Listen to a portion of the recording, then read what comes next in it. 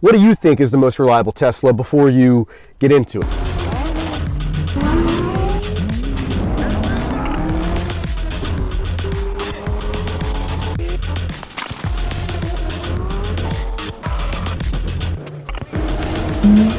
Hey there. As reliable as my Model S is, and as biased as I want to be and tell you that the Model S Plaid, or even just the Model S in general, is the most reliable Tesla, there's that lock sound, I gotta change that, is the most reliable one you can buy? I don't think it is. And that's what this video is for, and I think that's what this channel's for. The most value you can pull from these videos, or anything I can give you all for prospective Tesla owners or buyers, if you're hunting for vehicles, give you my feedback, my experience, but also what I've seen, what I've learned, what I've heard, what I've tasted and developed a sense for over the years. Tesla is only like at this point, a 12-year-old company once Musk took it over. I think the Model S came out in 2012. There was the Roadster prior. If you're a purist, I guess you could say that is the authentication, the initial birth of Tesla with a production vehicle, but I don't think that is a true Tesla. It's a Lotus shell with other parts. It's sort of a Frankenstein vehicle and a theory that's been anthropomorphically evolved into reality, if that makes sense. Also, if you are a prospective Tesla buyer and you think you're going to make a purchase soon, now's not a bad time, especially if it's a Cybertruck order, because I think you get $1,000 off in the meantime, like on a Model Y or a Model 3. It's one of those. I don't think you get that on the S or the X, but always guaranteed there is going to be a referral link as long as they offer it down below in the description. And that's just for you guys. I get credits and I tend to do giveaways and stuff on Instagram. I gave away a hoodie last week. We just try and spurt some stuff out in you guys every now and then. You can start with the Model S. This is just the most reliable Tesla. What do you think is the most reliable Tesla before you get into it? And I can go off of my ownership experience, but I've only had the Model Y and the Model S Plaid. I've had 3 Model S Plaids, and the Model Y exists. And I guess we can get the Model Y out of the way. The Model Y has one Achilles heel, and it is the HVAC system. There's a duct in there that sits like this, and the filters are down there, and there's a vent up front, and it's water collection and water separator, but it doesn't do that very well, especially if you're washing the car. If you put the car in car wash mode, it closes that. So just a fun fact, water sits in there, and over time, especially in the hot months, it can get mildew and get kind of stanky. So that's really the only issue the Model Y, as far as I know, has almost definitively, depending on your location. If you're in a hot area year-round, it might happen every few months. If it's only hot during the summer, like up here in the Northeast, pretty much anywhere I reside is going to be seasonal. So, there are seasonal months is what I mean. So if you are like me in that sense, then you might have those issues, my friend. So just consider that. But other than that, the Model Y, and I want to go into like the nitty-gritty of this, the Model Y and the Model 3 are very similar. Almost identical, if you will. There's a few different things, but less the size, that's the obvious stuff. But aside from the obvious stuff, there's very few dissimilarities and things that contrast the cars. But I want to focus on communication internal within the car, and that's going to be your modules. So your mini computers that speak to each other, communicate to achieve certain functions. The Model Y and Model 3 just objectively have less of those modules than, say, the Model S. And the Model S has, the pop-out door handles and stuff, all that stuff that computers, even though you may do a physical command or something, there are computers that have to speak to each other to make something happen. It's almost like your brain, if I wanted to grab my head, my brain has to think it, and it has to respond to my body, and my body has to do it. And my body has to respond, or it needs to command to my body, and my body needs to respond. My physical human bag of flesh needs to do that. Same thing with the car, and I'm not going to get into that entirely, but that's sort of where you're at with those things. Another problem with the Model S is... Whoa. I know you're on the toilet right now. I see you. It's weird, right? I know. Make sure you're subscribed. There's a little red rectangular subscribe button down there. Just make sure you're subscribed. We're giving away a car at 100K subscribers. And, yep, stop that. Whatever you're doing right now is weird. Stop. All right? You got your pants down. You're on the toilet. It's just weird, bro. Stop. More on the giveaway. We're giving away 100. No, we're not. We're giving away a car at 100K subscribers. Make sure you're subscribed, all right? Just got to click that button down there. More on the giveaway at the end of the video. I'm not giving you my car. I'm not giving you a Tesla, but just stay till the end. Just shut up.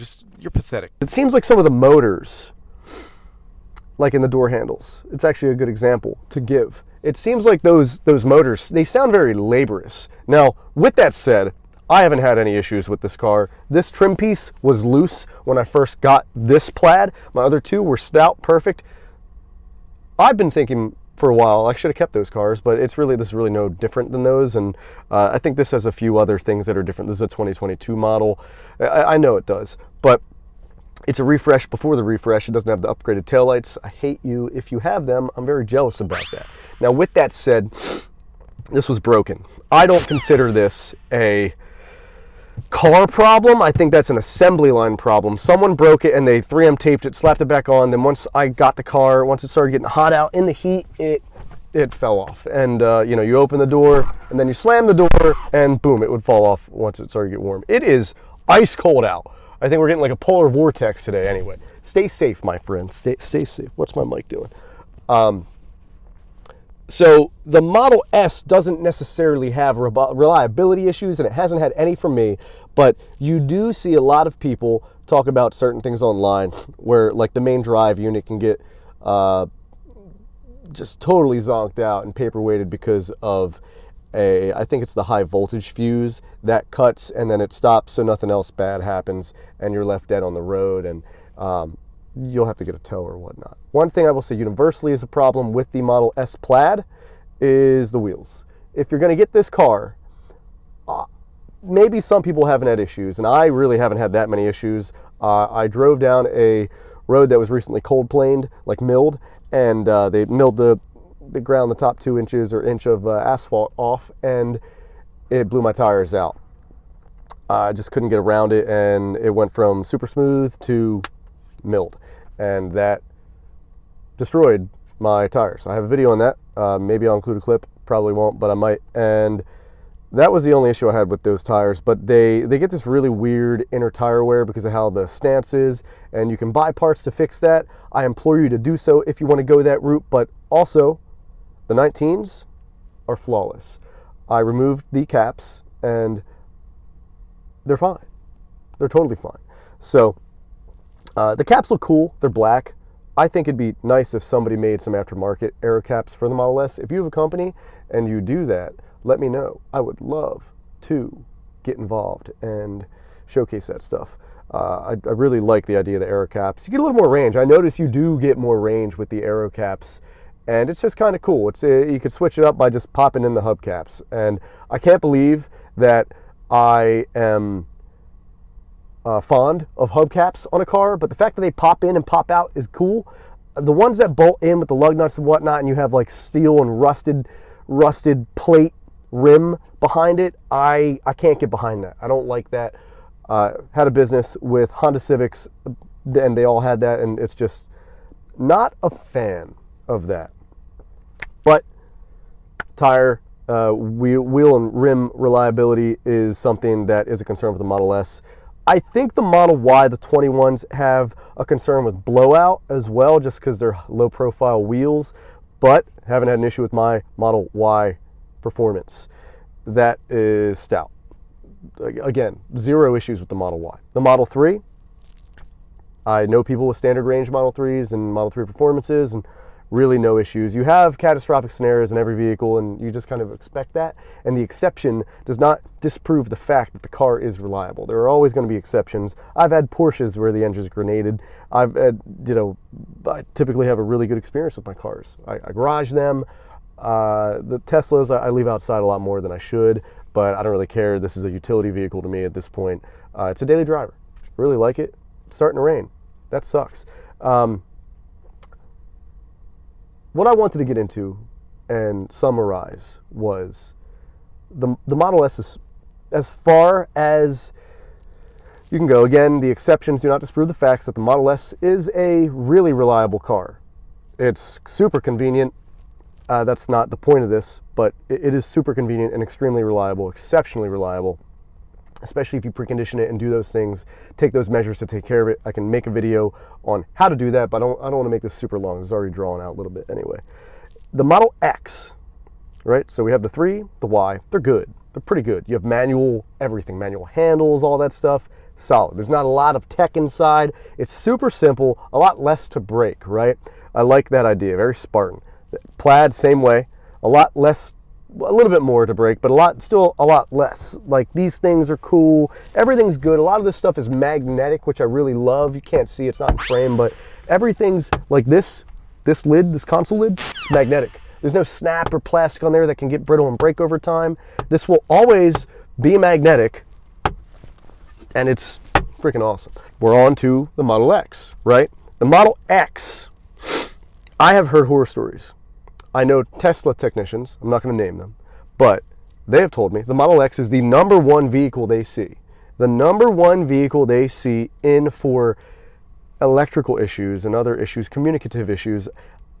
Someone quote me on this or fact check me, but the Model X has somewhere between like 80 to 120 modules that have to communicate with each other in milliseconds. That's why the Falcon Wing doors kind of have issues.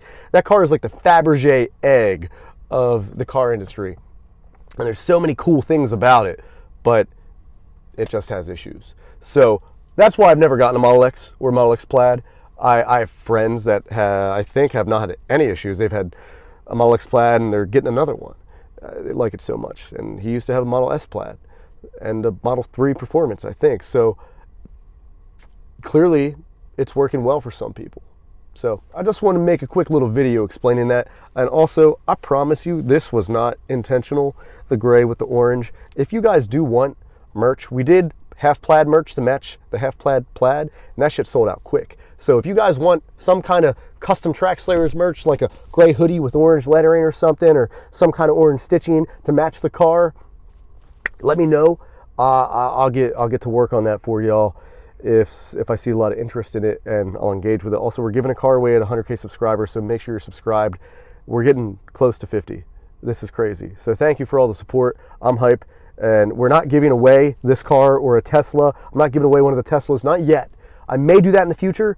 Because of like giveaway laws and sweepstakes stuff, I don't want to say anything on that. That will come when that comes. We'll probably do like we're definitely doing a 100,000 subscriber giveaway. We'll probably do like a maybe 250 or 500,000 subscriber giveaway, or we'll do a 200,000. I want to take care of someone that needs a car. So it's going to be in the $1,500 to $5,000 price range. And I'll do a poll to see what you guys want, whether it's I just want something reliable to get me to A and B, or I want something cool, or I want something cool and reliable. Obviously that would be the best thing to do, but at 100K subs, it's got to make sense, right? The giveaway's got to make sense to do this. So we'll figure it out. But I'm psyched. I didn't think it would come this quick. I'm hoping we hit 100K by June. The last thing to end this video on, right? There's a new Tesla vehicle. There's the Cybertruck. And I think that's going to warrant, because it's not out and there's not a lot of data on it, I will give my impressions in the next video, so make sure to subscribe for that. All right, thanks for watching. Don't die. See ya.